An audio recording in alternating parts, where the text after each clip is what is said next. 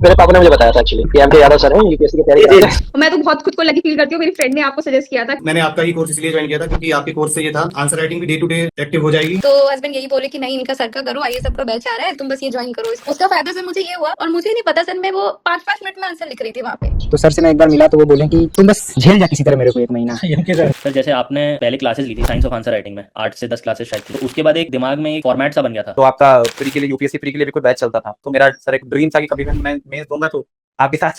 जो सिलेक्शन दिलाया वो आइए सभी था। Sir mains answer writing sir, मैंने आपका कोर्स ज्वाइन किया था 2024 में। सर मेरा बेसिक मटेरियल केवल आपका था सर। लॉजिक ये तक मैं आपको पहले से जानता था। फिर मुझे एमके सर के बारे में पता चला। आपकी मैंने क्लासेस देखे हुए थे YouTube पे। मैं आईएएस सर से एसोसिएटेड थी। I would say thank to the IAS team. The IAS hub नाम की कोचिंग है एमके यादव सर की। यादव सर के बारे में जानकारी मिली। मैंने आईएएस सबसे यूपीपीसीएस प्रीमियम बैच ज्वाइन किया था। IAS hub the IAS hub की वेबसाइट पर यूपीपीसीएस टॉपर्स की आंसर कॉपीज फ्री में उपलब्ध हैं। उन्हें आप हमारी वेबसाइट से डाउनलोड करके आंसर राइटिंग सीखें और अपनी रैंक सुनिश्चित करें। मेरा नाम नेहा राय है। मैंने 78 बीपीएससी एग्जाम में 16th रैंक प्राप्त की है और मेरा अंतिम रूप से एसडीएम के पद पे चयन हुआ है। स्ट्रैटेजी बताने से पहले मैं अपने बैकग्राउंड के बारे में थोड़ा डिस्कस करना चाहूँगी।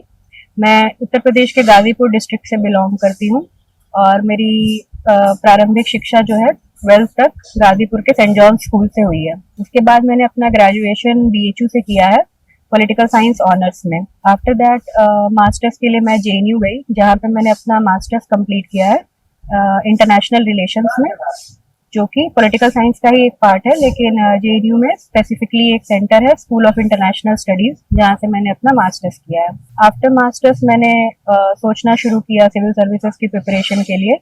ऑल्दो एकेडमिक्स में भी मेरा प्रॉपर इंटरेस्ट था, तो मैं दोनों को बैलेंस करके चलना चाहती थी। मीनवाइल देयर वाज कोविड, तो कोविड की वजह से एडमिशन्स वगैरह काफ़ी डिले हो गए, तो मैंने पीएचडी में इनरोल करने का सोचा वापस बीएचयू में, जहाँ से मैंने ग्रेजुएशन करी थी। 2022 में मैंने पीएचडी ज्वाइन किया है बनारस हिंदू यूनिवर्सिटी में, और मेरा स्पेशलाइजेशन जो है इंटरनेशनल रिलेशंस में है। मेरा टॉपिक जो है इंटरनेशनल रिलेशंस का पार्ट है और soft power in terms of south east Asia. India का सॉफ्ट पावर अप्रोच जो है साउथ ईस्ट एशिया को लेके कैसा है, इस पे मैं फिलहाल काम कर रही हूँ। और अभी मेरी पीएचडी कंप्लीट नहीं हुई है, वो ऑनगोइंग है। This is my 4th year. साथ साथ पीएचडी के मैंने यूजीसी नेट जेआरएफ एग्जाम भी क्रैक किया, जिसकी वजह से मुझे गवर्नमेंट ऑफ इंडिया की तरफ से फेलोशिप भी मिलती थी हर मंथ। एंड ये मैंने इसलिए बताया क्योंकि ये one of the most important factors है जो काफ़ी हेल्प किया हमको मेरी सिविल सर्विसेज प्रिपरेशन की तरफ। क्योंकि अगर आप फाइनेंशियली इंडिपेंडेंट होते हैं तो आप थोड़ा रिलैक्स माइंडसेट के साथ कॉम्पिटिटिव एग्जाम्स में बैठ सकते हैं।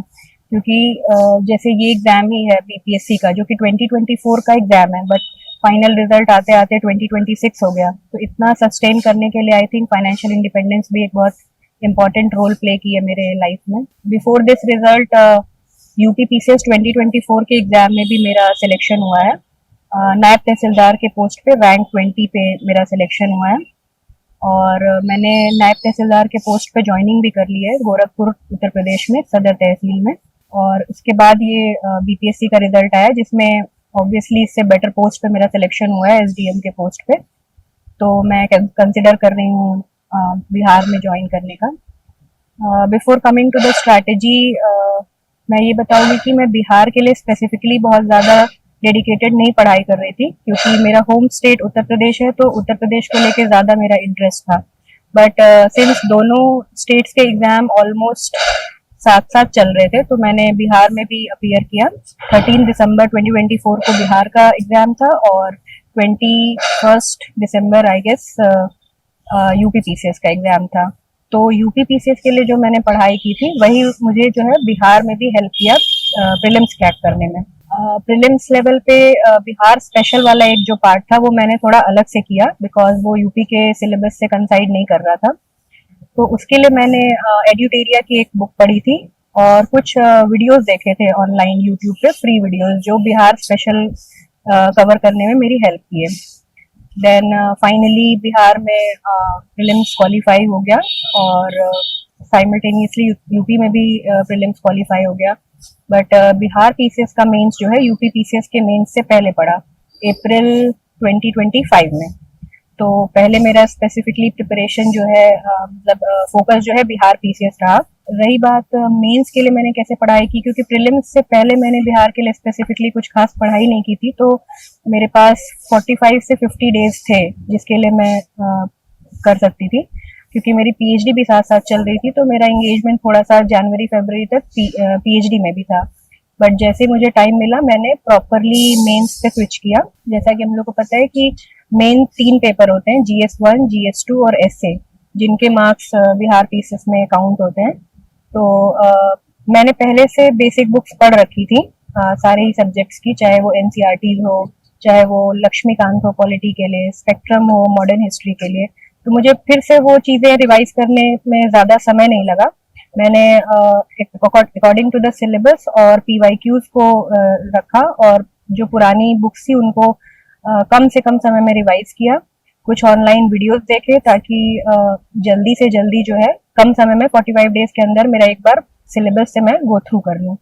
और बिहार में GS1 पेपर में डीआई का जो सेक्शन होता है वो काफ़ी स्कोरिंग होता है, तो मैंने फोकस किया कि मैं डीआई में ज़्यादा से ज़्यादा स्कोर कर सकूं, क्योंकि मेरे पास समय कम था।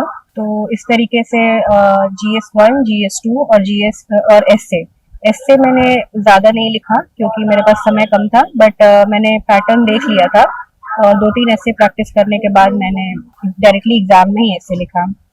मैं ये बता दूं कि मैंने किसी कोचिंग से या किसी तरह के किसी भी संस्थान से कोई हेल्प नहीं ली, क्योंकि मैं बनारस में ही रह रही थी और वहाँ बहुत ज़्यादा ऐसा एटमॉस्फेयर नहीं था प्रिपरेशन को लेके, अनलाइक पटना और प्रयागराज और दिल्ली। तो मैंने पूरी तरीके से सेल्फ स्टडी की with the help of a friend. एक मेरा फ्रेंड है जो काफ़ी हद तक मेरे पूरे प्रिपरेशन में साथ रहा, और मैंने जो आंसर्स लिखे उसको इवैल्यूएट भी किया, कॉन्स्टेंटली मोटिवेट भी किया। तो he is one of the factors कि उस पर्टिकुलर टाइम में मेरा मोटिवेशन जो है कम नहीं हुआ। रही बात आंसर राइटिंग की, तो सिंस मैं ऑलरेडी पीएचडी स्कॉलर हूँ और मेरा राइटिंग पहले से भी थोड़ा स्ट्रॉन्ग पॉइंट रहा है, तो बहुत ज़्यादा आंसर्स मैंने लिखे नहीं। मैंने कुछ पीवाईक्यू सॉल्व किए और मेरा कंसर्न ये था कि पेपर छूटना नहीं चाहिए, क्योंकि 3 आवर्स में पेपर कंप्लीट करना थोड़ा सा चैलेंजिंग था इनिशियली। बट मैंने सिर्फ 2-3 पेपर्स ही लिखे जस्ट टू मेक श्योर कि मेरा एग्जाम में कोई भी क्वेश्चन छूटे ना, क्योंकि अगर क्वेश्चन छूट जाता है तो आप थोड़ा बैकफुट पे आ जाते हैं। तो सारे क्वेश्चंस अटेम्प्ट करना I think was also one of the factors जो इस रैंक को पाने में मेरी हेल्प की है। आफ्टर मेंस मैं तुरंत स्विच हो गई यूपी पीसीएस मेंस पे, क्योंकि जस्ट 2 मंथ्स का गैप था बिहार पीसीएस के मेंस में और यूपी पीसीएस के मेंस में। देन बिहार पीसीएस के मेंस ने मेरी काफ़ी हेल्प की, यूपी पीसीएस के मेंस में भी कुछ पोर्शन जो है कोलाइड थे। ऑल्दो यूपी पीसीएस का सिलेबस बिहार पीसीएस के सिलेबस से काफ़ी वास्ट है और काफ़ी हद तक सिमिलर है यूपीएससी की प्रिपरेशन से। देन आफ्टर तो विद इन 4 मंथ्स मैंने 2 मेंस दिए, बिहार का भी और यूपी का भी, और फाइनली 2026 में जो है दोनों ही स्टेट्स में मुझे जो है सक्सेस मिली है और I am very grateful for it also. Then मैं सजेशन के रूप में ये कहना चाहूँगी कि इट्स नॉट नेसेसरी कि आप कोचिंग की हेल्प लें, सेल्फ स्टडी भी बहुत इम्पोर्टेंट रोल प्ले करता है। आप अपने किसी फ्रेंड से जो है थोड़ा हेल्प ले सकते हैं, गाइडेंस ले सकते हैं, बट ये कोई बहुत सही स्ट्रैटेजी नहीं है। ये मेरे लिए वर्क की कि मैंने बहुत ज़्यादा आंसर राइटिंग नहीं की, ना ही यूपी पीसीएस में ना ही बिहार पीसीएस में, बिकॉज मेरे पास थोड़ा समय की भी कमी थी और मैं साइमल्टेनियसली अपने एकेडमिक्स को भी साथ साथ लेके चल रही थी। तो बट आई विल सजेस्ट कि आंसर राइटिंग करनी चाहिए, क्योंकि मेंस में पूरा का पूरा गेम जो है आंसर राइटिंग का ही है। प्रीलिम्स तो फिर भी आपके स्टैटिक नॉलेज से क्वालिफाई हो जाता है, बट मेंस में अगर आपने पेपर कंप्लीट नहीं किया और प्रॉपर आंसर राइटिंग नहीं की तो आप फिर अगर सेलेक्ट हो भी गए तो रैंक थोड़ी आपकी वो कॉम्प्रोमाइज हो सकती है। तो आई विल सजेस्ट कि आंसर राइटिंग पे फोकस करना ही चाहिए। ऑल्दो मैंने कम ही आंसर राइटिंग करी, बट सिंस मैं ऑलरेडी पीएचडी स्कॉलर हूँ तो थोड़ा सा मेरा एज था और मैं पहले से भी लिखने में थोड़ा सही थी। देन रही बात इंटरव्यू स्टेज की, तो बिहार पीसीएस का मेरा इंटरव्यू लास्ट डे था 10 अप्रैल को। उससे पहले मेरा यूपी पीसीएस में सिलेक्शन हो चुका था। After already being selected in UP PCS, so I was bit more confident Bihar PCS के इंटरव्यू के लिए। तो मैंने बिहार पीसीएस के लिए कोई स्पेसिफिक मॉक नहीं दिया, यूपी पीसीएस के लिए मैंने 1 या 2 मॉक ही दिया था। बट सिंस मैंने ऑलरेडी एक स्टेट बोर्ड को फेस कर लिया था, तो अब मेरा जो थोड़ा एंग्जाइटी था जो यूपी पीसीएस से पहले था वो बिहार पीसीएस में काफी कम हो गया था। और बिहार पीसीएस का मेरा इंटरव्यू था 10 अप्रैल को, और मेरा इंटरव्यू भी काफी अच्छा हुआ था मेरे हिसाब से, क्योंकि मेरा इंटरव्यू काफी हद तक मेरे पीएचडी मेरे बैकग्राउंड के अराउंड रिवॉल्व किया, जो कि मेरा कहीं ना कहीं एज भी था। तो ओवरऑल इस प्रिपरेशन में मैं कहना चाहूंगी कि आपका बैकग्राउंड आपको बहुत सपोर्ट करता है। जैसे मेरा पॉलिटिकल साइंस ग्रेजुएशन, मेरा मास्टर्स इन आईआर, ये सब कहीं ना कहीं यूपी के भी सिलेबस में और बिहार के भी सिलेबस में जो है ऑलरेडी इंक्लूडेड है, जिसकी वजह से मुझे कोई बहुत अलग से स्पेसिफिक इनके लिए प्रिपरेशन नहीं करनी पड़ी। तो यूपी पीसीएस में GS2 और बिहार पीसीएस में भी जो करंट के क्वेश्चंस थे जो पॉलिटी से और आईआर से रिलेटेड थे, वो मैंने काफी अच्छा हैंडल किया because of my background in political science and international relations as well as my PhD also. इस पूरे जर्नी में मैं सबसे ज़्यादा थैंकफुल हूँ अपने जो मेरे सुपरवाइज़र है, मेरे guide doctor Abhay Kumar sir. उनके कांस्टेंट सपोर्ट की वजह से मैं एकेडमिक्स और साथ साथ सिविल सर्विसेज की प्रिपरेशन दोनों को बैलेंस करके चल पाई। Then I also be thankful to my parents, my friends, सबने कांस्टेंट जो है मोटिवेट किया है। और कहीं ना कहीं जो इनिशियल लेवल पे कंफ्यूजन था एकेडमिक्स वर्सेस सिविल सर्विसेज को लेके, ये फाइनल स्टेजेस तक आते आते मैंने दोनों को बैलेंस करना सीख लिया। मैंने ये समझ लिया कि किसी एक को भी कॉम्प्रोमाइज करना जरूरी नहीं है। मैं अपने एकेडमिक्स को भी कंटिन्यू कर सकती हूँ और साथ साथ मैं सिविल सर्विसेज की प्रिपरेशन भी कर सकती हूँ। मतलब कोई ट्रेड ऑफ नहीं है। मैं होपफुली नेक्स्ट ईयर और by the end of this year I will also be submitting my PhD. So वो भी एक काफ़ी अच्छा अचीवमेंट होगा मेरे लाइफ में।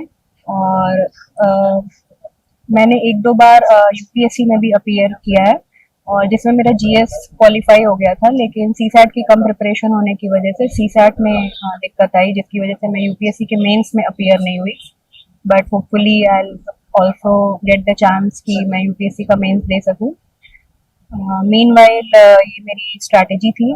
तो लास्ट वर्ड्स में यही कहना चाहूँगी कि आप जो भी कर रहे हैं आप उसके साथ साथ अपना सेल्फ स्टडी कर सकते हैं।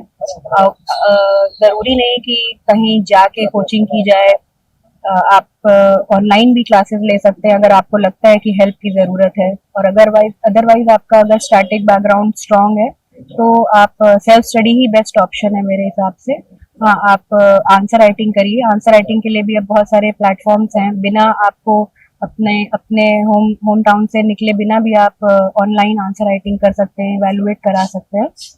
So this is all about my journey and thank you.